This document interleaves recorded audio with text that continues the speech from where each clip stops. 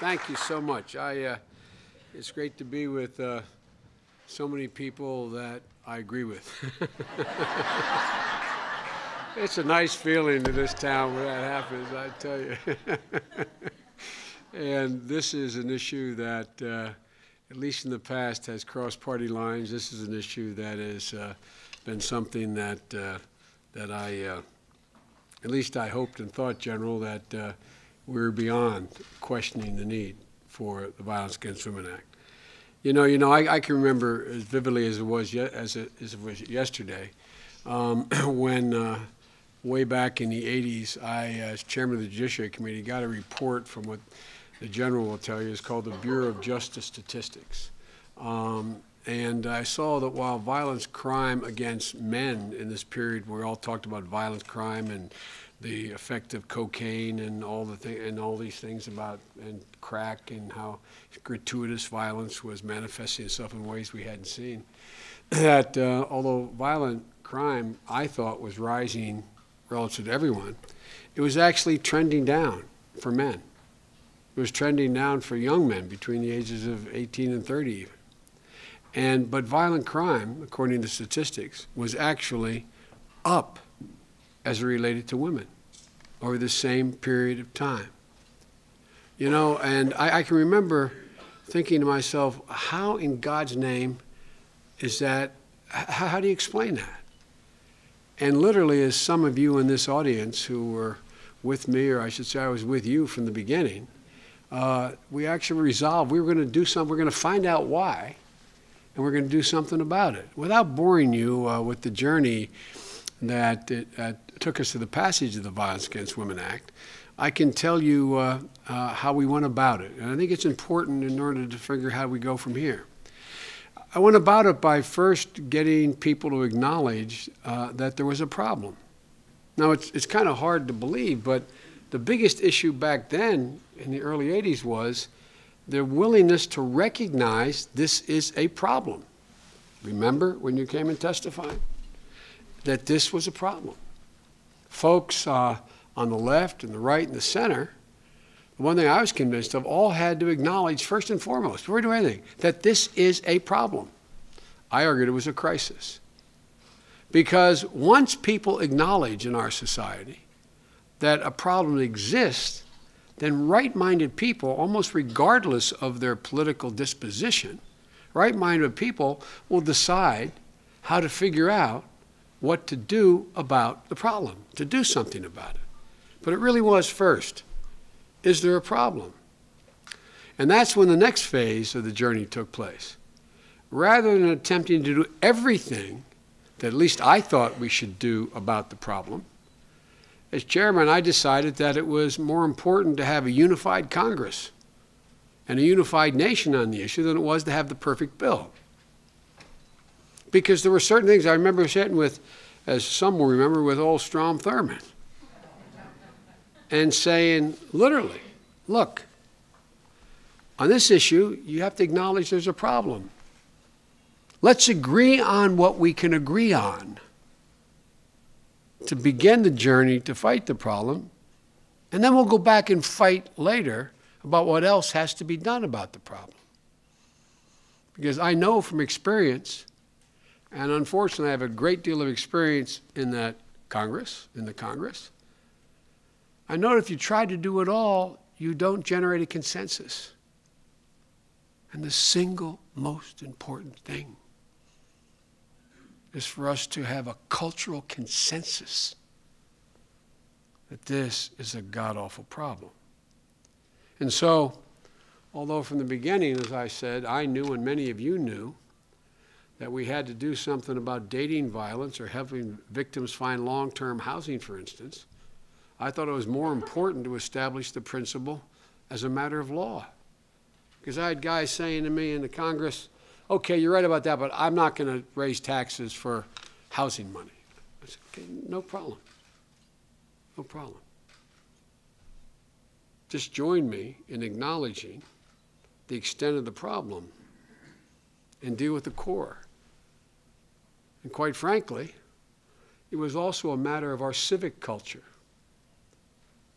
that no woman should be victimized purely because someone else had more physical power or more economic power. Now, all of you just take that for granted now.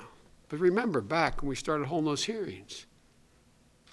Remember how many times I was told by folks, particularly very conservative folks on the right, religious folks, this is a family matter? This is not a national problem? It's interfering with our family values? Thought that was an interesting one. But it was a big deal.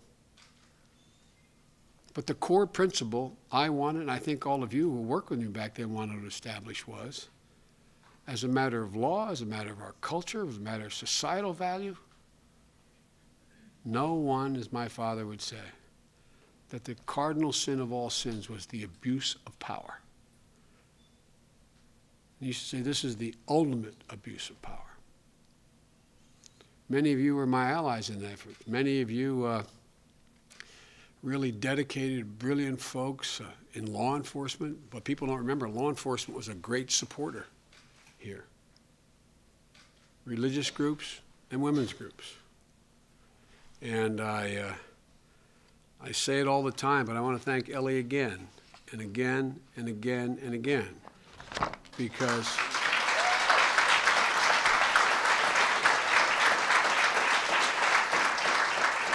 there was a coalition of those groups that I just described who didn't want to support the bill at first. Not because they were against it, but because they thought there were other priorities. And I'll never forget going around my conference table, and Ellie finally looked and said, "What are we doing here?" Remember that? Why aren't we supporting this? And it changed everything. It changed everything. It's not that people were against it. They just didn't think it was the priority. And guess what? It worked. Particularly those of you who are providers, you know it worked.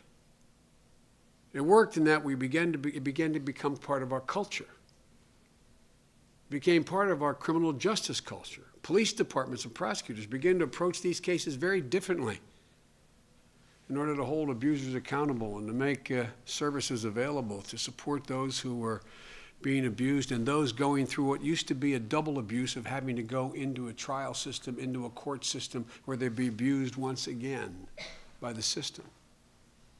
It became part of our social fabric, our social culture. And the young women were beginning to be taught affirmatively in the public airways, in their homes by their parents, that they were entitled as a matter of right to be free of abuse, that no boy, no man had any right, under any circumstances, for any reason other than self-defense, to raise his hand to a girl or a woman. None. None. No matter what she was wearing, no matter what advance she may have made, that no means no means no. It means no at a bar, it means no in a bedroom, it means no in the street. The culture began to change. It also became part of our political culture in that it gained acceptance, wide acceptance, when the act became law in '94. You had for the first time American corporations who prior to this would say, when you came in with a black eye, you saw I ran into the door jamb. Everybody in the office knew. Your husband beat you again or your boyfriend beat you. You were ashamed to say anything. And they were afraid to acknowledge it because they didn't want your boyfriend coming in the office. They didn't want your husband coming in the office. But they stepped up. Kodak, DuPont, I can name the major corporations. So the culture began to change. But maybe most importantly, the partisan political culture began to change. Although only 7 Republicans voted for this the first time around, second time around, overwhelmingly, Democrats and Republicans supported it. And so the next time the legislation came around for reauthorization, once it was clear that we weren't threatening anybody, that we weren't undoing the family fabric, that we weren't threatening anybody except the people who threatened women, We were able to go further to refine the law, which we knew from the beginning needed further refinement. We were able to add the definition of dating violence and new transitional housing program, which we couldn't have gotten done the first time. And then, on the third authorization, as this took deeper root, we were able to add training for healthcare providers and programs to help children who were witnessing violence at home and get them psychiatric and psychological help. We were able to refine the law because people became confident that this wasn't a tool by the left or a tool by others to seek somehow advantage in relationships. We were able to refine it when the warnings from the former Chief Justice and the Judicial Conference warned when the bill was being debated. I remember them warning me as chairman and warning the world that if Biden's domestic violence law passes, women will use this as leverage in divorce cases. Bizarre. And by the way, if you wonder whether it's important to have women on the federal bench, guess what? A woman from the Third Circuit in Pennsylvania got other women at the conference who were judges and said, this is malarkey. And it changed. It matters. Perspective matters.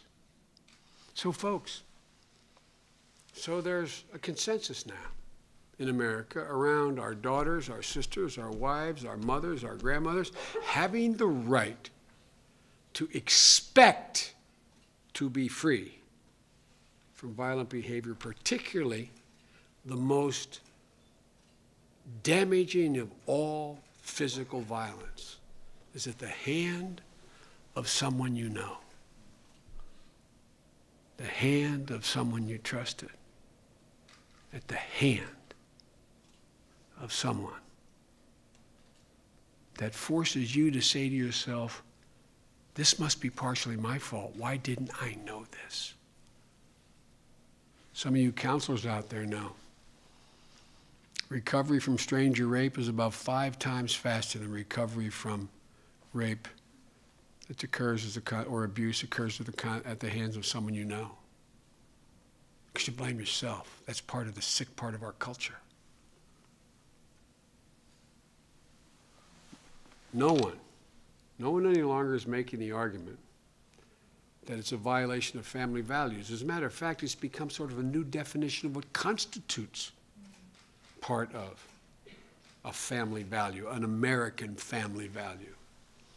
But here the irony of all ironies is I'm standing before you after 36 years in the Senate as Vice President of the United States with, I mean this sincerely, with the Attorney General being kind enough, along with the President, to continue to give me authority over choosing who runs these offices. And I mean, this is a generous guy. I'm serious. I don't think it's ever happened before. But that I thought, if you told me that I'd be standing here in 2012, when the law has been in existence over 17 years, when tens of thousands of women and girls have been helped, when police departments now investigate these crimes and put offenders behind bars in almost every instance, when the annual rates of domestic violence have dropped by more than 60%, when states have moved independently and passed over 700 laws among the 50 states to protect victims and hold offenders accountable.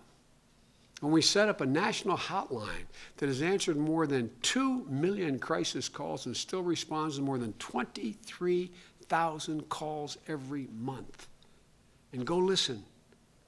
If you have a chance, they'd love to have you come. Go down to the site and listen to that call. They'll put it on a speaker for you. Hello. Hello. I can't speak. My name's Mary. The last one I heard. I'm in this, I forget the mall, it was in Minneapolis. I'm in such and such a mall. I'm standing between. Oh my God, he's come, oh my God. I'm standing between Gap and, oh my God, I see him coming.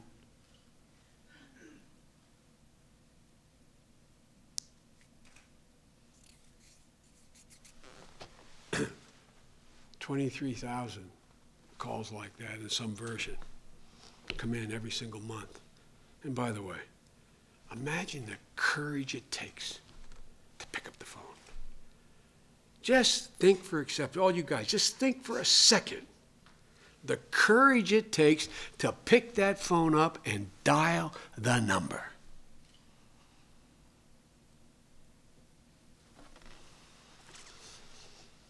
When we help victims find safe places to stay so they wouldn't have to choose between living on the street or living with someone who is going to continue to hurt them and abuse them.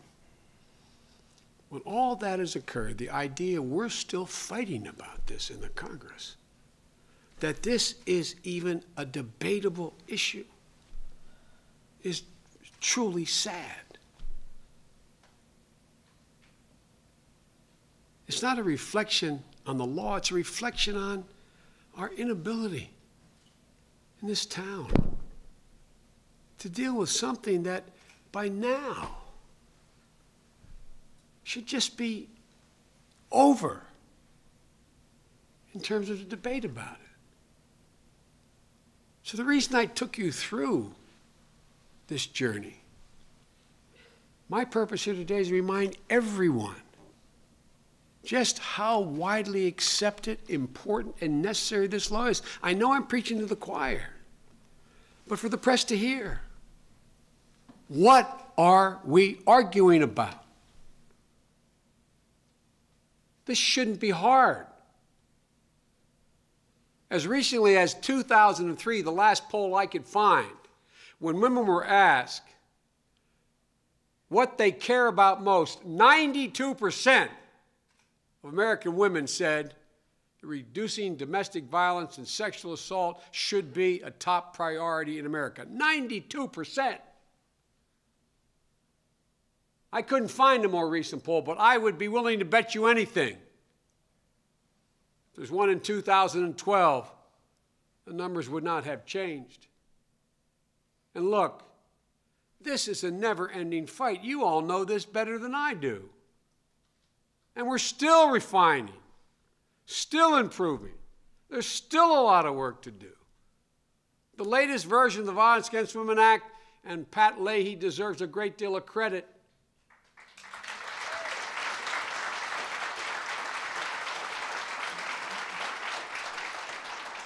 The latest version of the act includes help. I realize I've been a pain in the neck about this, but help for schools and colleges to deal with dating violence, since girls in the early 20s face the highest rates of abuse of any women in America.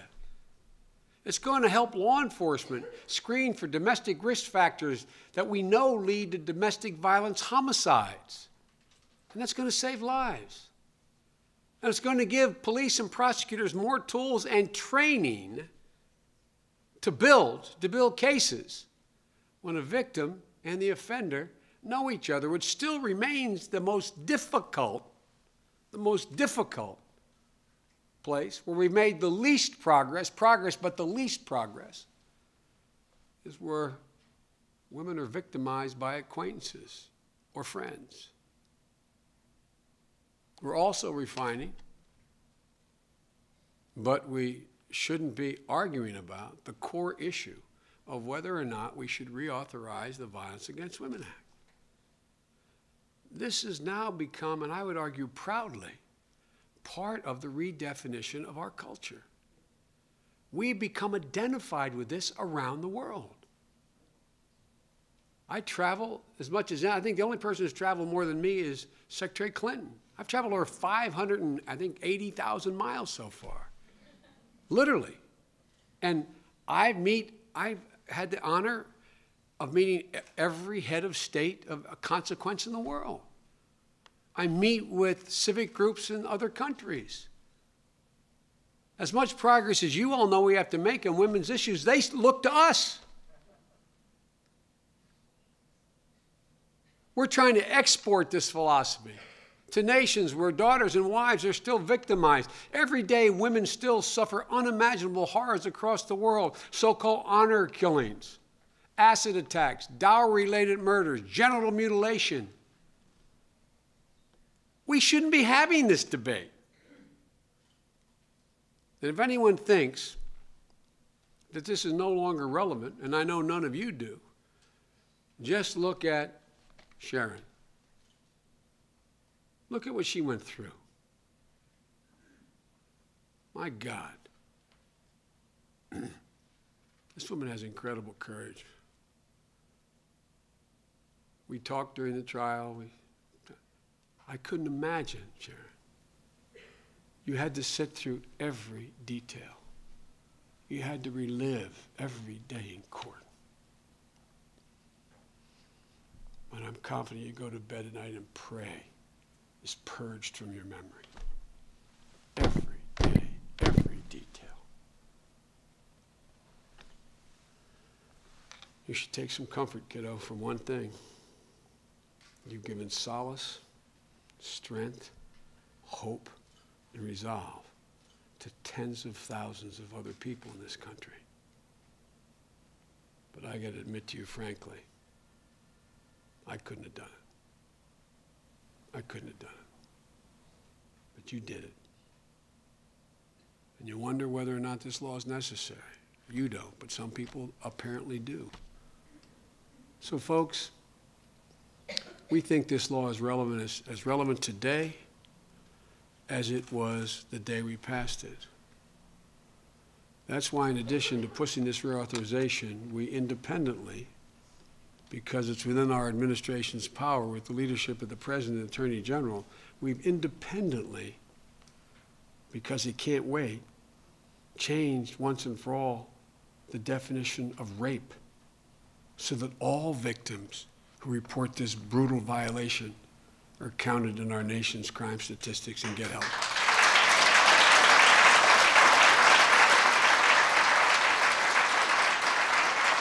That's why, without going to Congress, we beefed up Title IX so the colleges and universities know it's their responsibility to help bring an end to sexual assault on campuses, and they can't hide it. We expanded the National Dating Abuse Helpline so teens and young adults can reach out through the internet and text messaging, the way they communicate, to get help from peers and access to help. And today, the President is directing federal agencies to help employees who are being abused with work for federal agencies to prevent domestic violence in the workplace so that we become a model. Ladies and gentlemen, we're doing this because we know that domestic violence doesn't stay in the home. It spills into the office, the street, it's everywhere. So folks, the core question in my view is the law still needed? Is it still relevant? And if it is, and the answer seems to me it's absolutely clear that it is, just ask 1 million women who are raped every year, 23,000 women and girls who call the domestic violence hotline. Just ask the young woman in high school or college who still faces the highest rate of dating abuse in the country. Just ask the woman who's beaten right before getting up to go to work and then followed to her job by the man who beat her or threatened her. Nobody should question whether this is needed. But here's what's at stake now. It's not just whether or not we reauthorize this. And I mean this, I feel as strongly about this as anything I have felt on this issue. But these guys don't get. It would have been bad had the law never been passed. But imagine now the message it sends if it's not reauthorized. Just ask yourself, what message will be sent to every one of our daughters, every woman imprisoned in her own home? Just ask yourself what it would say to them if the law is not reauthorized. What would it say to our daughters, our wives, our mothers, about whether or not they are entitled to respect and their government believes they're entitled to be free of this violence? About whether or not they're entitled merely because they were born. They were entitled to be free of violence and abuse. Folks, This wasn't the end I ever envisioned with the passage of this legislation. I envisioned the ultimate result of this legislation, the Supreme Court got in the way in taking away the civil right cause of action in federal court. But I envisioned this legislation as refinements, that it would lead to be a basis on which we could teach our daughters and our sons that it's absolutely, positively, socially unacceptable to engage in behavior that threatens, condones, or turns a blind eye to physical abuse. That's how ultimately we're going to end this abuse. That's how we'll meet the goal that every single solitary woman and girl in America is entitled to be free of abuse of any kind. It's a fundamental shift in attitude. The moral disapprobation of society is the only thing that ultimately changes behavior, in my view. And just imagine the impact on the moral disapprobation of society if this Congress refuses to reauthorize the Violence Against Women Act. You know, I thank you all for being here. Not just today, but I look out and I see an awful lot of friends. An awful lot of you taught me a great deal. I thought I came to this fight equipped, and I thought I knew a great deal about it. And I think I did, but you taught me so much more. Some of you heard me say there's nothing in my career, my public life or private life, I've been more proud to be associated with than with all of you in this effort to deal with, as my father would say, the cardinal sin of all sins, the abuse of power. I think we have to appeal to the better angels of our friends up on the Hill. I mean it sincerely. Because I believe, even those guys and women opposing this, I think in their hearts, they know this is the right thing. And so I ask you, in addition to what you're already doing, the groups you represent, appeal to their better angels. Remind them. Remind them some of them have daughters. They have spouses. They have significant others.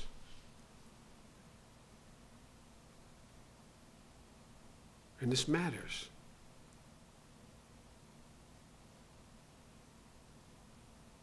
Dealing with this issue is one woman, one girl, one person at a time. It's not about big numbers. It is the quintessential personal issue. And every single case is different. But every case is similar in one respect. If you are victimized, somebody is abusing a physical or financial or psychological power over you that is the ugliest sin that man can commit. So folks, I think I'm always referred to as the Attorney General can tell you at cabinet meetings and other places, the White House optimist.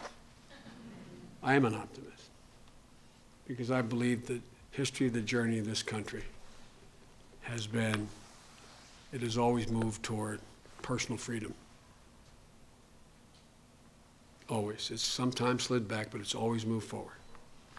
So with the help of Valerie Jarrett and the Attorney General's office and leaders like all of you, I'm confident that if we just keep people's eye on the ball, we'll be able to get this done.